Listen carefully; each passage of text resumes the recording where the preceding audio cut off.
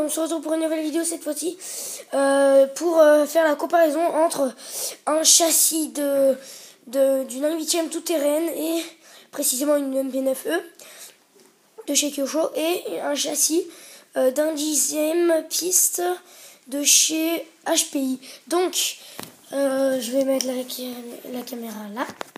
Donc vous allez voir que vous allez voir le châssis du MP9.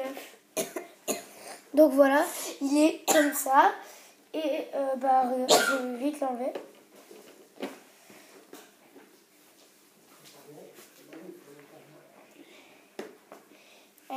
C'est un peu difficile à l'enlever, bien sûr. Sur le côté, il y a des scratchs. Et voilà. Donc là, nous avons le moteur qui est là. Ça, c'est le moteur. Après, on a ce qui fait fonctionner les pneus. Enfin, voilà. Après, on a les cardans que vous ne pouvez pas voir. Enfin, si, là. Mais non, vous ne pouvez pas les voir. Et voilà. Après, les suspensions. Après, on a durci les suspensions. Ça met longtemps à revenir. Et voilà. Donc, le châssis d'1/10, celui-là, je vais le mettre de côté. Le châssis d'1/10 piste, cette fois. Piste, pas tout terrain. Est beaucoup plus petit. Ça se voit. Et que là, pour le châssis d'1/10, bon, les suspensions sont en aluminium comme le reste. Enfin, comme la voiture, comme l'autre. C'est le même fonctionnement, sauf qu'on pense que elle est plus complexe, ce châssis, le châssis d'1/10, que le châssis d'1/8. Mais non, en fait, parce qu'on pense qu'il est beaucoup plus complexe que l'1/10, mais non, en fait, non. C'est parce que le châssis du 1/10 est plus petit que l'1/8, et c'est parce qu'il est plus petit que, en fait, il y a les mêmes pièces, et que quand il est petit, on remarque, on dit tout de suite, il est plus complexe que l'autre, mais en fait, non, c'est pareil. C'est les mêmes composants, c'est tout. Oui, donc voilà.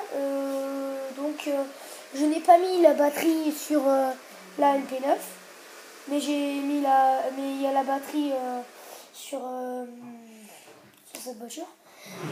Et sachant que la TT peut prendre du 4S, donc du 5100 ou du 5200, 5002 ou du 5001. Et tandis que l'autre peut prendre, c'est que du 2S. Enfin, oui, c'est que du 2S. Et sur la MP9, on peut mettre deux batteries qui font l'équivalent du 4S. On peut mettre deux batteries de 2S. Et voilà. Donc, après, là, c'est la carrosserie du MP9. Enfin, du MP9. Je vais vous la montrer. La carrosserie du MP9, qui est toute neuve d'hier. Avec MP9 dessus, Orion, Zavox, la marque du moteur et tout. Et après, donc je vais la remettre. Comme vous la remettez, après vous pouvez la prendre. En fait, c'est un kit. Là, c'est une voiture de compétition. Quand vous l'achetez en kit, c'est une voiture de compétition. Par contre, si vous l'achetez en RTR, c'est un kit de loisir. Enfin, quand vous l'achetez en RTR, c'est du loisir.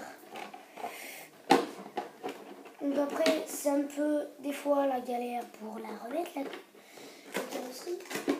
Et il y a des scratchs sur les côtés pour bien la prendre. Donc on va remettre les broches. Ça s'appelle des broches, pas des crochets. Il y en a des fois dans des vidéos, ils disent que c'est des crochets, mais non, ce n'est pas des crochets, c'est des broches.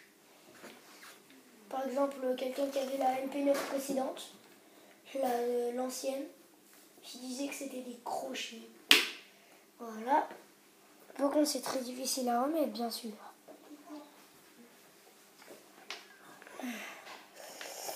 Ouais. Donc, et là, je vais vous montrer, là, enfin, la carrosserie. Bon, elle est pas neuve, puisqu'elle est... Je l'ai depuis un mois, au moins. Et je l'ai rayée. sur les côtés quand on tournait sur la piste. C'est une Spring de Flux. Donc comme vous pouvez le voir, c'est une Porsche 997 GT3 RS. Donc comme je vous l'ai dit, je me suis pris des petits virages la première fois que j'ai tourné. Mais après, ça s'enlève facilement avec de l'alcool, si vous voyez. Vous mettez un peu d'alcool sur un chiffon et c'est bon. Et ça s'enlève. Et voilà, donc ouais. Et l'intérieur, ça se salit aussi. Mais ça, je m'en fiche. Tout comme l'extérieur. Donc vous allez voir ce que ça donne entre les deux. Donc je vais pas les faire tourner parce que déjà sinon ça va être trop chiant. Il va falloir que je reprogramme ma télécommande sur le MP9 et sur l'indixième. Donc je vais pas mettre les broches sur l'indixième cette fois. En gros, voilà ce que ça donne. Ça donne une belle allure quand même. Attendez, je vais la mettre. Ça donne une belle allure. Tout comme le MP9.